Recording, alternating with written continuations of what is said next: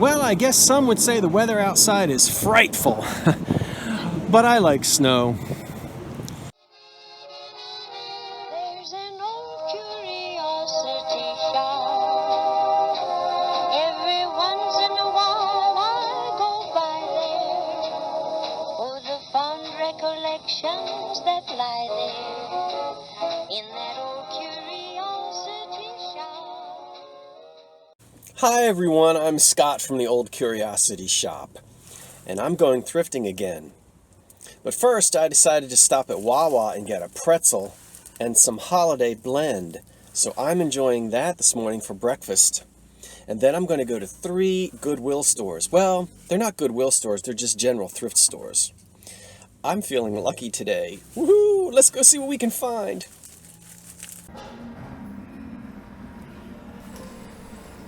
Okay, everyone, look into that shopping cart and what do you see? Isn't that great? I'm gonna show it to you a little bit later on the kitchen counter. You'll get to see it work. Well, you'll get to see whether it works or not. I'm doing a voiceover again, you probably can tell.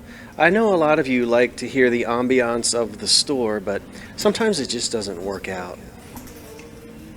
Now, all of the Christmas things were half price today, but I really didn't find that much.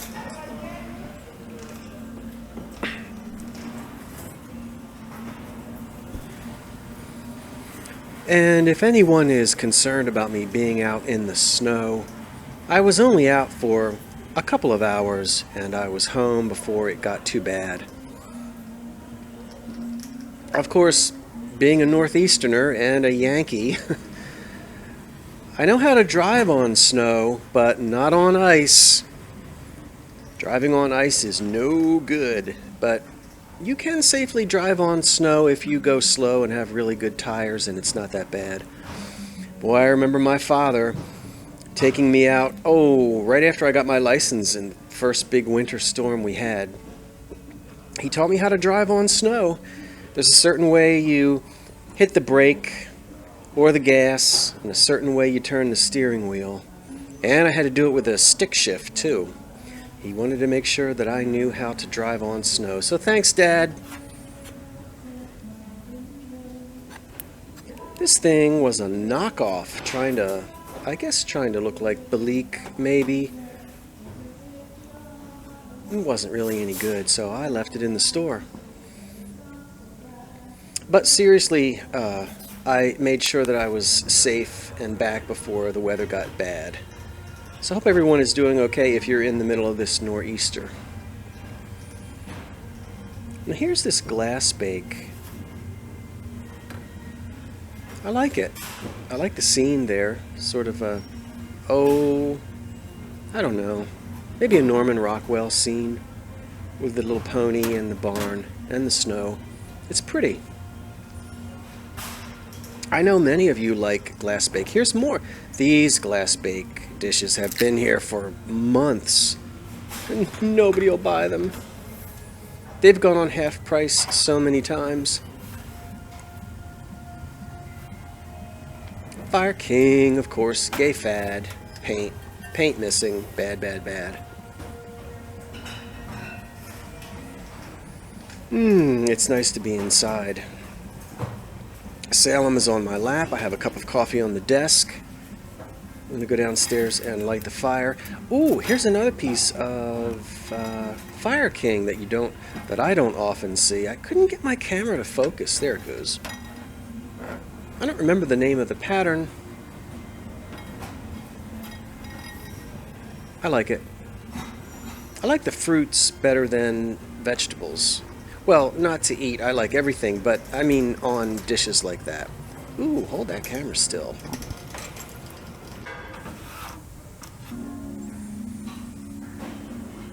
Now these are some nice pieces. What does it say on the bottom there? Can't really see. It's a little blurry. There we go. Austrian. Royal Austria. That's pretty stuff. But, just a few cups, a creamer, some saucers. Not really enough to put a set together. Breezing past the Pfaltzgraff. as usual.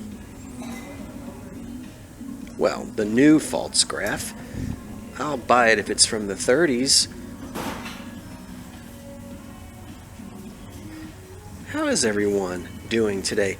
Oh, I want to tell you, I am putting together that Christmas montage. And everyone say thank you, Frank. Frank was the inspiration. Oh my goodness, is it an earthquake? Everybody turn your eyes. He's whipping that camera around again. You know, I got that. Oh, that's pretty. Now, what is that? Nice little bowl there. It was Frank who sent me a message and said he was feeling blue and not wanting to put up the decorations. And so don't thank me, thank Frank. I can't wait to show you the montage. If you didn't get those pictures in, you better do it in the next day or two, because I'm putting together a wonderful video, all because of you, and I'm excited to do it. I like the colors on that. Whatever that was, it's gone now. Oh, Johnson's Brothers. I love me some Johnson's Brothers. Thank you to our friends in England. I don't think there's a single Johnson's Brothers, am I saying that right? Pattern that I don't like. Or is it Johnson? I know. Johnson or Johnson's? It is Johnson Brothers. Okay, we got it. Johnson Brothers. What's it? Friendly Village? Isn't that a pattern by Johnson Brothers? I think there's one called Friendly Village. Really pretty dinnerware. Now look at this. I've never seen this before. Snowflakes. Maybe I'm just in tune to what's going on outside. Really mid-century. I like this. What is it called? Snow Star. Fine china made in Japan. I didn't look it up to see what it sells for. I guess I should have or could have. But there weren't any dinner plates. I couldn't really put any place settings together. But I need to research that because I actually like that pattern a lot. Kind of neat. A mid-century pattern there. Now to the clear glass. And ooh, zoom right in. There it is. Wow. Beautiful piece of etched elegant depression glass. Now, you old-timers already know when we say elegant depression glass, collectors divide depression glass into just general depression glass and then the elegant stuff. The elegant glass was often etched, fire polished, mold lines were polished off, and it wasn't given away, and it wasn't sold in Woolworths, typically. But you had to go to the better department stores. Macy's, Strawbridge and Clothier's, John Wanamaker, Marshall and Fields, that kind of thing. And I think if I remember right, that's a Fostoria pattern. I don't remember the name of the blank or the pattern. You know, there's just hundreds of those patterns floating around, and I sometimes forget. But I decided not to purchase it. I like these, but then I thought, oh, they're probably new. So, yeah, I do like depression glass, both elegant and the cheap stuff. Ah, there we go. Another snowflake. I guess these were probably punch cups. They seem to be a little bit smaller than teacups, and there weren't any saucers. Milk glass punch cups, I guess they were.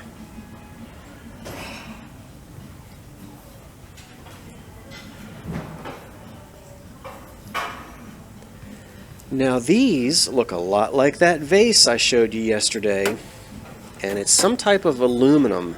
And I think that Art Deco vase, it does look like a grave site, a funeral vase. I had that thought, but it's so small.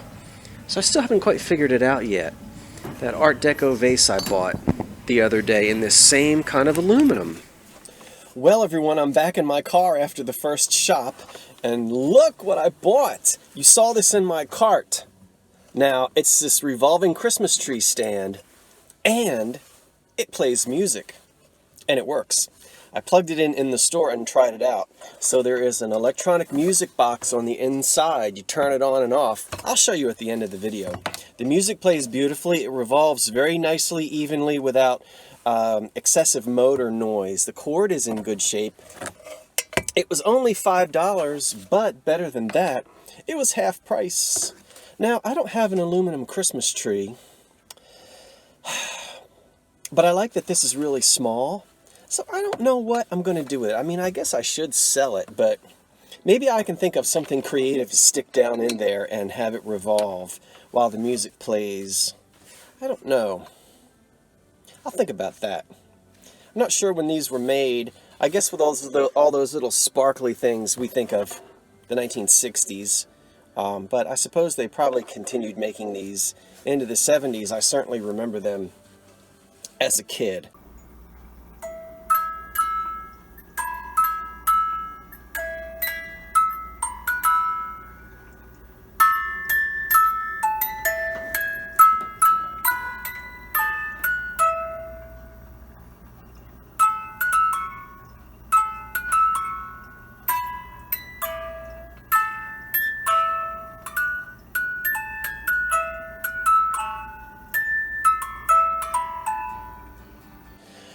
That lady over there is wondering who I'm talking to. I'm talking to you, lady. No, I'm just kidding. That happens when you sometimes film in your car. You do occasionally find yourself rambling away and then somebody looks at you as if you've lost your mind. Which I have not yet. Okay, store number 2, let's go. And what was it with all those snowflake-themed dishes? I know it's gonna snow some more, but was the Goodwill trying to tell me something?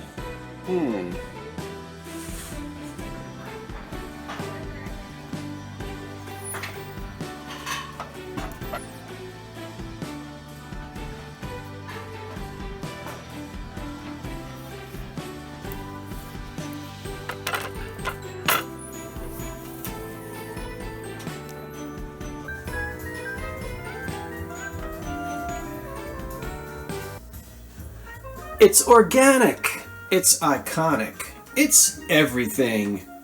It's got to be from the 1960s.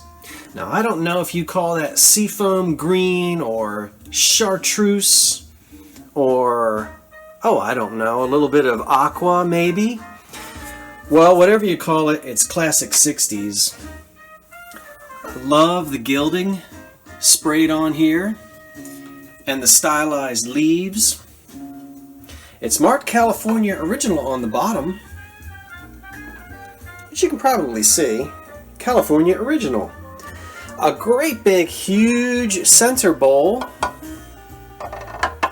for the coffee table, the amoeba coffee table of course, or boomerang, or dining room table, and 2 candlesticks, candlestick holders. Now I paid $7. It's big and it would be costly to ship. But what I really love is that it's all together. The 2 candlesticks and the bowl have stayed together since they were manufactured in California, sometime probably again in the 1960s. It's just wonderfully fabulous, and there's not a chip or a crack on that set. Really cool. Now I'm ready to listen to my Sonny and Cher records.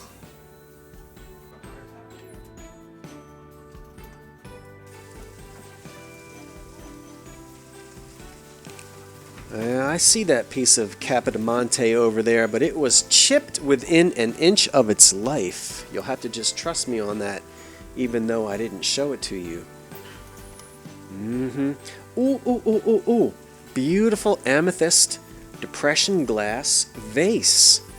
Now, there was no price on it, and I was not actually, well, I was going to buy it, but I couldn't because they were having issues in the back. I don't think all of the staff were there.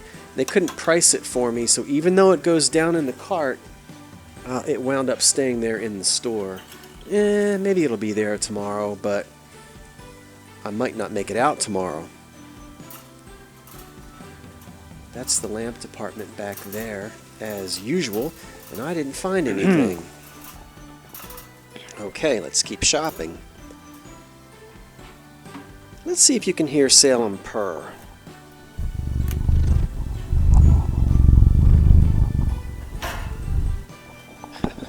I stuck the microphone in his little nose. I don't know if you could hear anything or not. Probably not. Let's see what's coming up. Now this I think is made by Jeanette. I don't remember. I do buy these when they're in Delphite, but in the sort of marigold carnival color, they don't sell very well. Wow, look at that chip bowl there. It's pretty. Now that amethyst candlestick is new, so that stayed right on the shelf.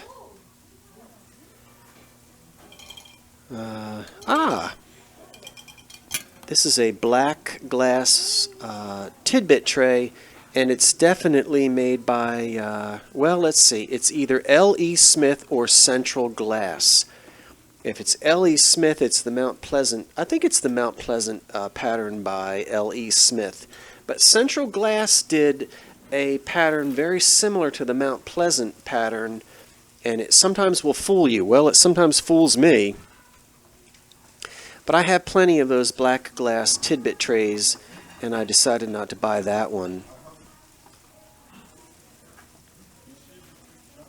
Look at this. It's a candle, a great big kitty cat candle. And there's the wick on the top. You see that? Kind of unusual.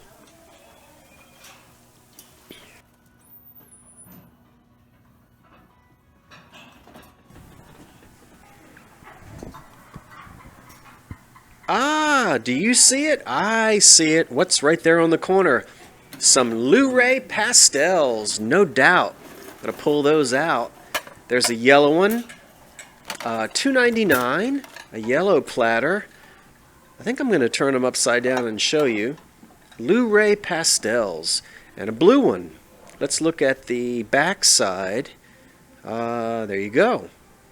Now, I love Luray pastels. The platters are nice. They were $3 each. But I have to tell you, when I check the comps, they, well, are all over the place. But for the most part, they only sell for maybe $6, $7, $8, maybe $9. Now this was nice, the Syracuse China. It's a pretty pattern. Anyway, I left the Luray for someone else to discover.